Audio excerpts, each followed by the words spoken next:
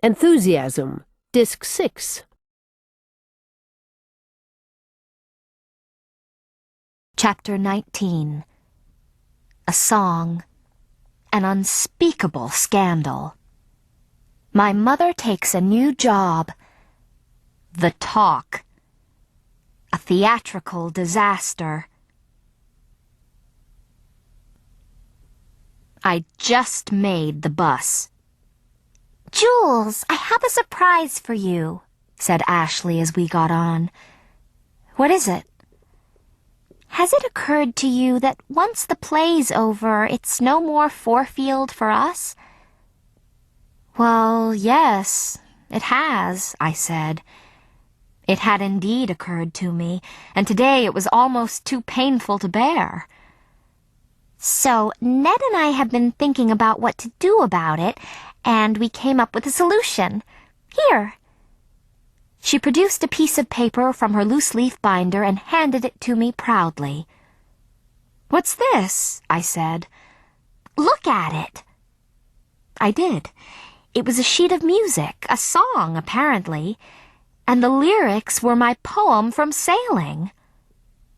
"Wow, Ashley, did you write this?" "Yes, well, mostly. Ned helped." "Wow, that's amazing." I tried to hum it. I'm not so great at sight reading. Ashley sang it to me. I had to admit, it was a good tune. "That's beautiful," I said. "I'm really impressed." "But Ash, how does it solve the problem?" "Ned wants me to collaborate with him on a song cycle. This is the first song, and Ms. Wilson agreed. I get to go to Fourfield every week to work on it, and you can write the lyrics so you can come too." "A song cycle? What's a song cycle?" "Oh, you know, a bunch of songs. If it weren't Fourfield, we could just start a band, but this way it's all fancy and official and everything. They're calling it community outreach. It's supposed to improve Fourfield's relations with the town if they include Biz High students in some of their programs. Anyway, the point is, we get to work with Ned on writing songs, and we get to go on seeing the guys. Isn't that crisp?" I heard very little of what my teachers said that day. I lived in reverie. Mr. Clamp said, "Julie, snap out of it," twice, then gave up on me. Ms. Nettleton asked me to read aloud, and I did, but I have no idea what scene I read, even though it was from Pride and Prejudice.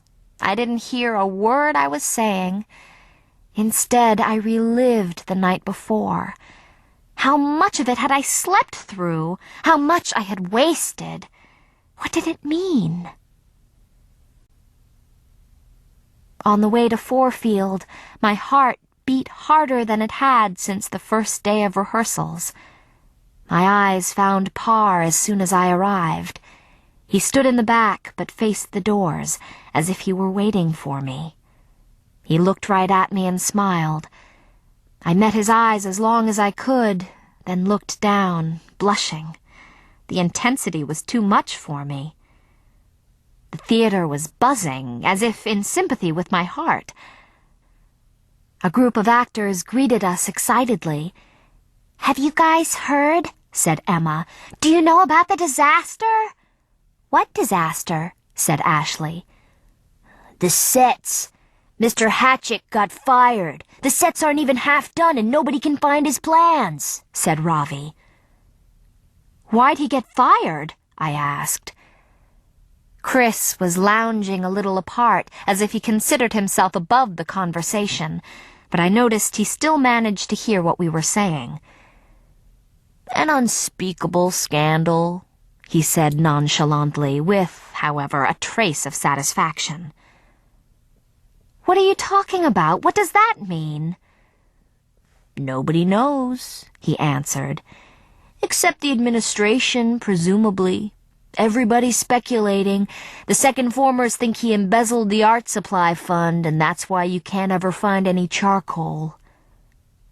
"Whatever it is, there's no art for the fourth form until they find a new teacher," said Ravi. "But what about the sets? Opening night's practically next week," cried Ashley. "We'll have to go minimalist," said Ravi. "Empty stage, no curtain. Create the sets with sheer acting and the imagination of the audience." "Or the new teacher could wrestle them into shape if the school can find one," said Parr, who was somehow standing at my elbow. How had he gotten there? My heart pounded at the sound of his voice. I leaned closer to him. I couldn't help it.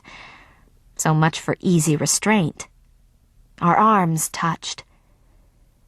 "Give it a rest, guys, okay?" said Dean Hanson, breaking into our circle. "There's no unspeakable scandal, but we are looking for a new art teacher." So will we have new sets, or will we finish the old ones? Asked Emma. "That's for the new teacher to decide, assuming we complete our search this week. Don't count on it, though. It's not easy to find someone qualified this late in the year." "Jules, what about your mother?" said Ashley suddenly. "Who? Mom?" I asked, like an idiot. "Why not? She has an art degree, doesn't she?" "That's true. She has an MFA. She did a lot of teaching before she married my father." "Is that so, Julie? Well, tell her to send me her resume, as soon as possible," said the dean. "Now, shouldn't we all get practicing?" That Saturday, I went with Seth to a reading at the bookstore in town.